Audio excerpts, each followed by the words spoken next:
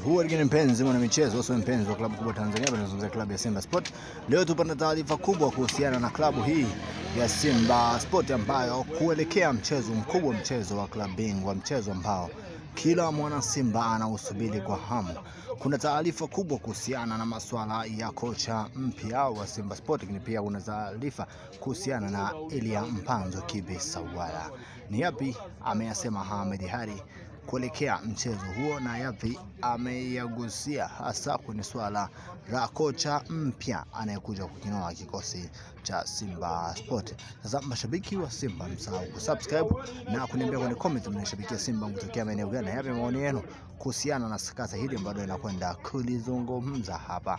Sasa baada ya klabu ya Simba Sport kupoteza mchezo wa kwanza wa makundi, ambayo imekuwa ni kama sintofahamu kwa mashabiki wa klabu ya Simba Sport ambao walitegemea klabu ya Simba kupata matokeo mazuri.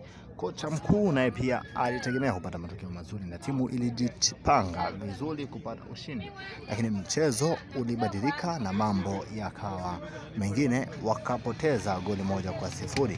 Sasa baadhi ya mashabiki wamekuwa lilia kocha mpya kila kukicha. Baadhi pia wameenda mbali na kumgusia Elia Mpanzu Kibisawala kwamba roho yake tena haipo ndani ya Simba Sport. Sasa Ahmed Ally amezungumza leo na amesema kwamba Simba Sport wapo kwa ajili ya kushinda mataji. Simba Sport wapo kwa ajili ya kushinda michezo.